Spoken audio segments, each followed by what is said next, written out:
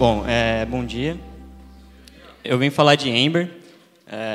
O Ember é um framework JavaScript também, assim como Angular, Vue, ou React com seu ecossistema, né? Meu nome é Danilo Vaz. Vocês podem me encontrar no GitHub ou no LinkedIn. Eu sou organizador do FrontX São José dos Campos e organizador do BJS São José dos Campos e mentor no Training Center também, que é uma comunidade de mentoria front-end, back-end e tudo tem a ver com desenvolvimento aí. Eu sou líder front-end na Embraer pela Fox Networks, que é quem tem essa empresa é a Interactive, tá? Lá a gente está implementando o Ember e eu vou falar um pouquinho da minha experiência aí e do que eu vi do passado, de como está hoje o Ember e qual é o futuro do Ember, tá? Alguns avisos importantes aí. Não é uma comparação de framework, tá? Não vou dizer que o Ember é melhor que todos os outros ou comparar alguma coisa com os outros frameworks, tá bom? Porque ficou bem pequeno aqui, mas tudo bem. É muito mais importante a gente entender o JavaScript, a base do JavaScript, do que entender a abstração. A abstração é um passo depois. Então, o framework ele é uma abstração. Eu só consigo entender bem a abstração se eu entender bem o JavaScript. Então, o Ember ele é de alta abstração. Para você compreender ele, precisa saber muito bem o JavaScript. Então, por isso que tem muita gente que fala que o Ember, que não gosta do Ember porque ele é muito opinado, mas é porque precisa lapidar um pouco as bases, tá?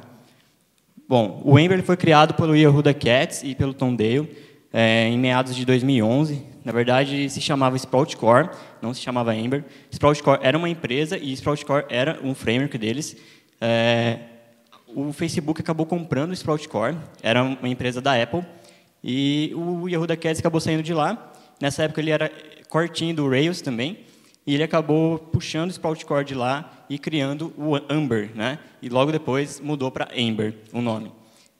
Por isso que vocês vão ver que o Ember tem muitas coisas parecidas com o Rails, que é porque o Yehuda Katz ele era um core team do Rails também, então tem muitas coisas do Rails dentro do Ember. Aqui está escrito: It's more important to reduce the effort of maintenance than to reduce the effort of implementation. O que é isso? É mais importante reduzir o esforço de manutenção do que o esforço de implementação. E é isso que o Ember tenta trazer para a gente. A implementação ela é um pouquinho mais alta ali, por questões da curva de aprendizado que você tem que ter na parte opinada do Ember, mas a manutenção ela é muito mais rápida, ela é muito menos custosa, porque você vai estar trabalhando em cima da abstração da opinativa do Ember, tá? Isso aqui é como eu me sinto, né? Eu me sinto Fábio Porchat quando eu vou falar de Ember para o pessoal da comunidade, porque o passado do Ember condena muito ele. E o pessoal vê muito o Ember da versão 1.13, 1.14, e hoje a gente está na versão 2.15. A gente já está em outra API já. Então, é uma comparação injusta e é o que eu gostaria de trazer aqui. Qual que foi o ensinamento do framework e nesse espaço linear aí? No passado do Ember, o que surgiu foi o Ember CLI. Tá? É um command line tool para você simplesmente gerar os componentes, controllers, modos do Ember de forma mais rápida, né? E isso é uma coisa que veio do passado do Ember e tanto que inspirou o Angular CLI, tá? Então é uma coisa muito boa do Ember também. O Ember Data, que é a persistência de dados que o Ember trata, também vem do passado do Ember, está no presente e vai estar no futuro. A forma como o Ember ele trata as releases dele, tá? Uma release alpha, que é o que está em desenvolvimento, sendo comitado lá no GitHub, ela é mudada a cada 6 semanas para uma release beta, e depois de 6 semanas passando por testes com a comunidade, com os projetos que estão em produção, utilizando um addon que a gente chama de Ember Try, que você simplesmente testa as novas versões do Ember e vê se alguma API quebrou, alguma coisa da sua aplicação. Depois de 6 semanas, ela vira a release de produção que vai ser liberada para a comunidade, tá? Mas nem tudo são flores, tá? Tá muito ruim aqui.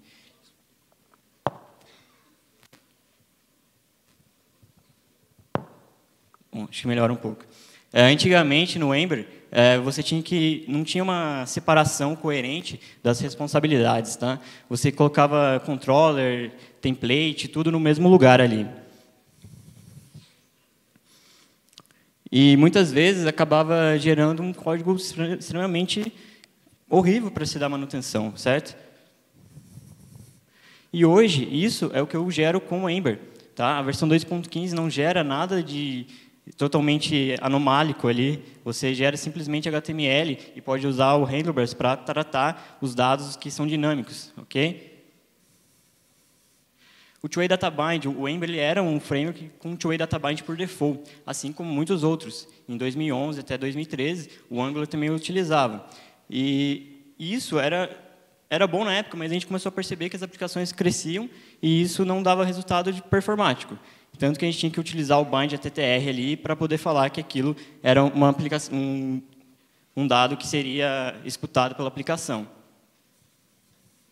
Hoje, o Ember introduziu o Data Down Actions Up, que é uma forma, um conceito de eu atualizar os meus dados e eu não preciso lidar com Two-Way Data Bind por default, apesar de eu poder usar explicitamente pelo Ember.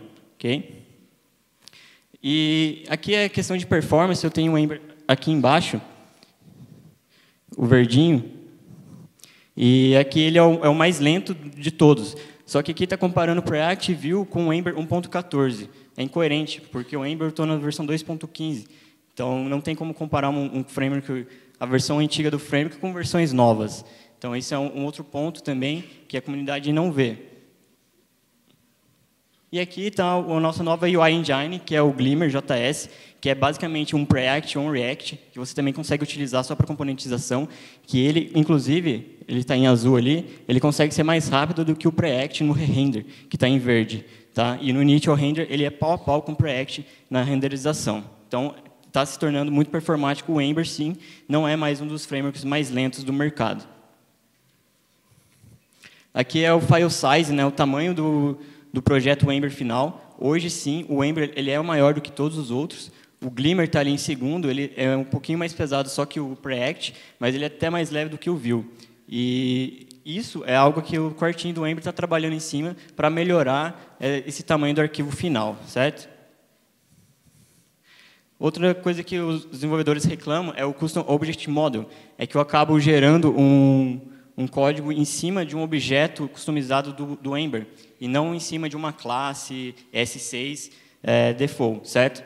Isso é uma coisa que a gente está melhorando hoje no Ember, para que a gente possa simplesmente utilizar classes S6 e não ficar em cima de um objeto customizado, ok? Então, sim, o Ember vai ser para você utilizar JavaScript puro dentro dele, sem dando import, export, usando o module pattern, tudo da melhor forma possível.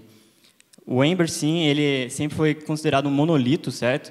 Isso também veio do Rails, eu acredito, que ele acabou ficando engessado no passado com várias coisas em cima dele.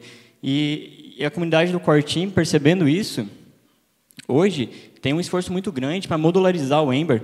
Então, você vai começar com o Glimmer, como se fosse uma UI Component, como se fosse um Preact ou React, e vai crescendo ela conforme a sua necessidade, conforme a sua aplicação for criando complexidade. Então, você vai importar rotas, serviços, controllers, o Ember Data para persistência de dados. Então, tem um esforço muito grande nisso, está sendo um caminho bem legal também. Além disso, eu tenho o Server-Side Render com Ember através do Ember Fastboot. Se você acessar ember-fastboot.com, já tem lá, você é só utilizar, fazendo Server-Side Render com Node. Aplicações compostas, que é através do Ember Engines. Aplicações compostas, eu posso ter pequenas aplicações e que estão dentro de uma aplicação maior, e ao invés de eu ter uma aplicação só, separando por pastas, e aquilo sim vira um monolito. Tá? Eu consigo fazer isso com o Ember hoje, eu posso ter pequenas aplicações rodando em cima de uma aplicação só. Progressive Web Apps também é totalmente possível com Ember, tá? Você consegue bater ali pau a pau com o React Native, tá? Não precisa achar que o Ember... Eu ouvi muita gente falando que o Ember não dá para trabalhar com aplicativos nativos, dá sim. Tem muitas PWAs feitas em Ember que são excelentes e dá para testar. E Single File Components, que veio do pessoal de Vue.js, existe sim um esforço do time do Core Team, do Ember, para poder trazer isso e perguntar para a comunidade se é o que a comunidade quer. Então, além do que já tem, existe aí a pretensão de trazer coisas novas, que é o que a gente está vendo nas outras libs.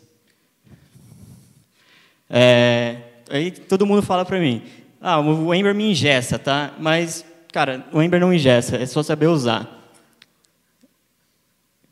Uma coisa que eu queria falar, o Ember trata diversidade, tá? Essa aqui é a Zoe e o Tomister. Valeu.